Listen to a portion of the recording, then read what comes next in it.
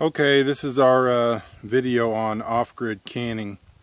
Basically, it's about canning meat, but it is a little different than a lot of people would experience because we do live off-grid. We don't have electricity in the cottage, and everything we do has to be a little bit different. So I'll explain some of those differences at the end. And also I want to tell you we're not professionals at this. Our professionals at living off-grid and have done a lot of canning, but not professionals at making videos. So this was just by request. Some people wanted it, so I'm gonna make it and post it up on YouTube, I suspect. We got our cow back from the butcher. What day was that? Monday. And so they give you 7 days to pick it up. You know, we don't have refrigeration and we live off grid, so we have to do things differently. So what Danielle's been doing is pretty much non-stop canning to get it. We got about 7 days to get it all picked up, or else you have to pay a fee. It's not a big deal, but so anyway, she's getting it canned. She's picking it up one box at a time from the butcher and getting it canned. So I'm going to show some of her process. Okay, so Danielle is cutting up the meat right now. We just ordered half of the animal in hamburger and then half of it in steaks, and that way she can, in some places will cut it into cubes for you for free, but for some reason this butcher we went to won't do that. So we just had them cut it into 1-inch steaks, and then she's cutting it into cubes and then puts it in the jars. Hey Danielle. Hi. So walk us through the process of taking a whole batch from where you are right now to final product. Well, I just cut up the meat into these cubes, and I do a whole bunch at once, and then I'll take this bowl back there, load it into jars, put the salt in, and process it in a canner at 11 pounds for, if it's pints, for 75 minutes, and if it's quarts, I'll do it for 90 minutes. Okay, so are you doing it mostly in pints or quarts? Mostly in pints, because I did a few quarts, but mostly pints because I just, that amount of meat open is about how much we need, and you do too many quarts, you might have some stuff go bad in the icebox, so right. Pints are better. There's the icebox right there. Anyways, so how much salt do you put in a pint? In a pint, I put half a teaspoon, and in a quart, I put a teaspoon. So you fill it in a pint jar to an inch from the top. Yeah, the top. You don't add anything else but salt. Yeah, just salt. All right. And so, how much did you say you do for a pint? 75 minutes. No. How much salt? A half a teaspoon of salt. For a pint. For a pint. And a full teaspoon for a quart? Yes. All right. And so, now what's the process with hamburger? Hamburger, you have to cook it first and drain the fat off, and then you can pack it in jars, and it's kind of basically the same thing. Pack it in jars, put some salt in it, and then process it 75 minutes for a pint and 90 minutes for a quart. Okay. But I usually just do hamburger meat in pints.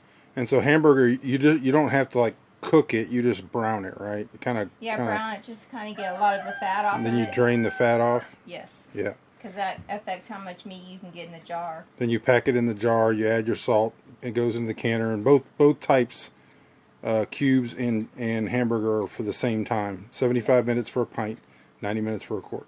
Yes. All right, well, we'll show some of that as it goes along, and that's basically the whole process.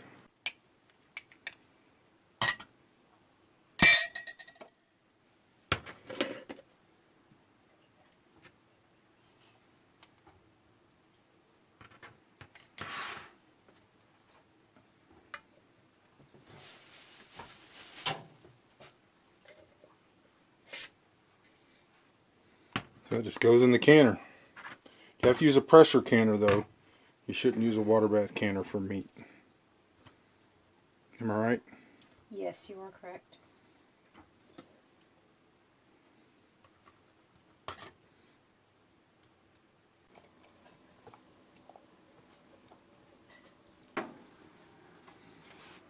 Okay. That thing's got to be at least 20 years old. This canner? Yeah. All right. So now she's putting the cans, jars, and you got a little bit of water in there. Please read the instructions on your canner or find them online. We're not giving any actual canner operation advice.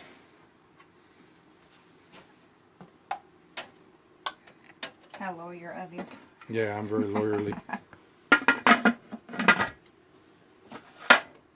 And that's it. You light her up, and then follow the instructions on your canner. Since these are pints, they're going to get 75 minutes in the pressure canner. Okay, so, you know, one of the things I wanted to talk about is the fact that a lot of people get confused because they confuse recipes with principles. And a lot of times what you see when you see how-to videos is recipes. And since people don't learn why things work, then they don't know how they work, and they think they have to follow a particular recipe. What we've included is the principles. The principle is that you want to not get sick. You want the food to be safe. And so the pressure canner allows the product to get hotter than it can because of the pressure, hotter than it can in a water bath canner, and it allows it to kill things like E. coli and other things that will survive at higher temperatures. And the salt is also a deterrent to bacterial growth. And so basically, if you keep your mind on the time limits and adding the salt, your product's going to be safe if it's canned properly. And then you can do things. People talk about adding basil, adding thyme. Maybe you want to make spaghetti sauce or canning things like, I don't know, you know,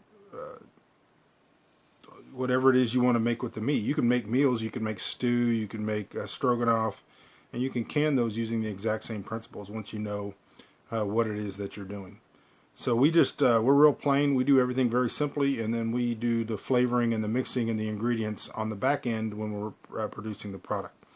So one of the best things you can do when learning how to do this stuff is learn the principle, why it works, and then you can mess around with the ingredients and the recipes however you want to do it to make it better for you. Alright, so that's our meat canning video. The main differences or difficulties when you're doing this completely off-grid is that you don't have refrigeration, so you have to work around that. People often ask me how we do this very thing when we don't use the butcher, because most of the time we butcher on our own. We only use the butcher in the summer. And so if we were doing this on our own, and we've done it before, we would move a lot faster. But when we cut the meat off of the carcass, we would drop it immediately into buckets or containers with salt water. So rather than storing in refrigeration, we would store the meat while it's waiting to be cut up in salt water, which inhibits bacterial growth. And then the second issue is when we are using the from the butcher, we use ice, which we normally don't have. So if we were butchering out here and we didn't have access to